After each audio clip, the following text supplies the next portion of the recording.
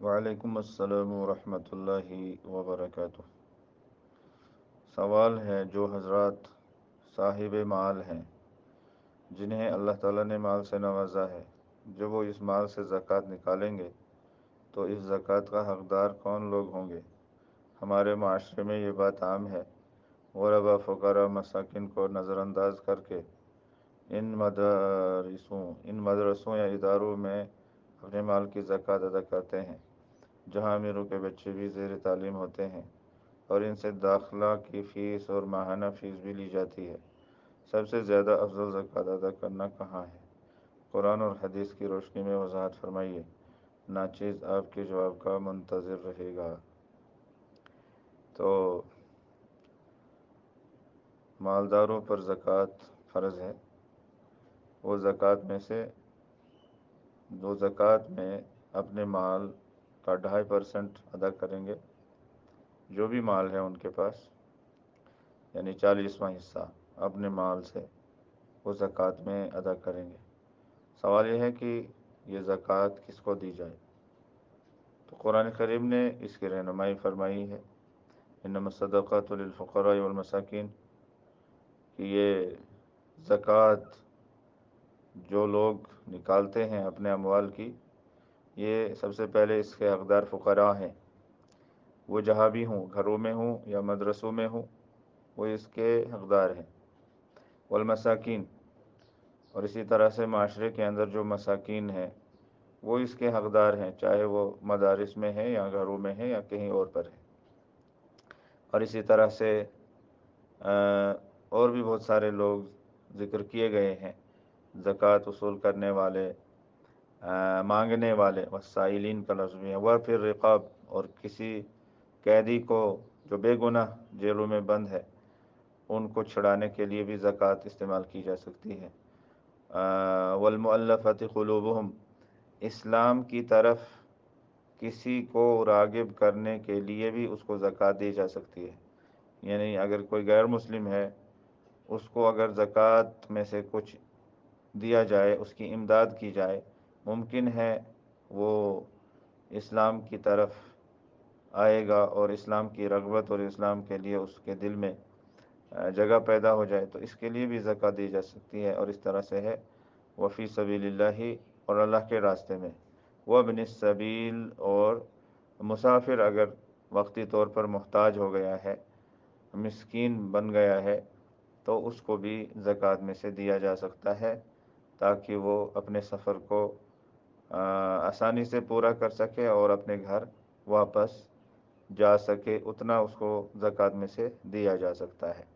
تو فی سبیل اللہ میں بعض مفسرین کرام کے نزدیک مدارس بھی آتے ہیں، ایسے مدارس جن مدارس میں فقراء اور مساکین بچے تعلیم حاصل کرتے ہیں، اسی لیے اہل مدارس لوگوں سے مدرسوں کے لیے زکوٰۃ وصول کرتے ہیں، کیونکہ اکثریت مدارس کے اندر ایسے ہی بچوں کی ہوتی ہے جو نادار فقراء اور مساکین گھروں سے تعلیم حاصل کرنے کے لیے آتے ہیں۔ ہاں، یہ بات سچ ہے کہ اگر اہل مدارس بچوں سے فیس لیتے ہیں، یا وہاں جو ہے مساکین اور فقراء بچے نہیں ہیں، تو ان کو زکوٰۃ کا پیسہ نہیں لینا چاہیے، بلکہ ان کو اسی فیس یا دوسرے طریقوں سے اپنے اخراجات کو پورا کرنا چاہیے۔ لیکن جہاں تک میرا تجربہ ہے کہ مدارس میں دور دور گاؤں سے، پہاڑی علاقوں سے، پسماندہ علاقوں سے بچے تعلیم حاصل کرنے کے لیے مدارس کا رخ کرتے ہیں، تو وہ نادار، محتاج اور غریب اور فقراء بچے ہوتے ہیں۔ معذرت خواہ ہوں، جواب فون کال کی وجہ سے کٹ گیا اور ادھورا جواب میں نے وہ سینڈ کیا ہے۔ اس جواب کا تکملہ آپ کے سامنے پیش کر رہا ہوں۔ میں کہہ رہا تھا کہ جن مدارس میں امیر بچے پڑھتے ہیں، ان سے فیس لی جاتی ہے، چاہے داخلہ فیس یا ماہانہ فیس، تو اور غربا اور فقراء بچے نہیں ہیں تو ان کو زکوٰۃ وصول نہیں کرنی چاہیے، ان کو زکوٰۃ لوگوں سے نہیں لینی چاہیے۔ لیکن جن مدارس میں فقراء اور مساکین بچے بھی ہیں اور کچھ اچھے گھرانوں سے بھی بچے آتے ہیں پڑھنے کے لیے، تو ایسے اداروں کے لیے زکوٰۃ دی جا سکتی ہے حسب ضرورت، یعنی جتنی ان مدارس کو زکوٰۃ وغیرہ کی ضرورت ہے اتنی دی جا سکتی ہے ان کو۔ باقی جو امیر بچے ہیں وہ اپنا خرچہ خود برداشت کریں گے پڑھائی کا، تعلیم کا، تو اس طرح سے یہ نظام چلے گا۔ اب اگر مدارس والے زکوٰۃ نہ لیں گے تو وہ کیا لیں گے؟ پھر لوگ اس طرح سے پھر مدارس کی امداد کہاں کرتے ہیں؟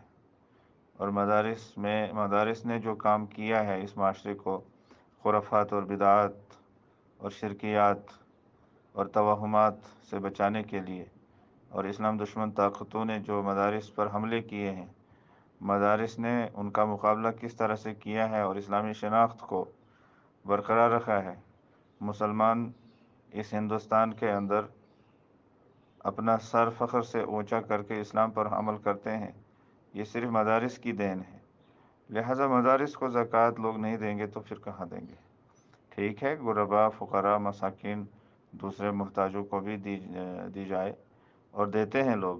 میرے پاس کتنے لوگ ایسے آتے ہیں جو اپنی زکوٰۃ میرے ہاتھ میں دیتے ہیں اور بیواؤں، مسکینوں اور یتیموں میں اس کو تقسیم کر دیا جاتا ہے، تو لیکن اس کے باوجود مدارس کو بھی حصہ دیتے ہیں لوگ۔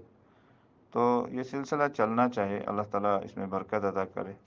اگر یہاں مدارس کی امداد نہ کی جائے اور مدارس خستہ حالی اور پسماندگی کے شکار ہو جائیں تو پھر یہاں ان بستیوں میں رہنے والے لوگوں کا اللہ ہی حافظ ہوگا۔ السلام علیکم ورحمۃ اللہ وبرکاتہ۔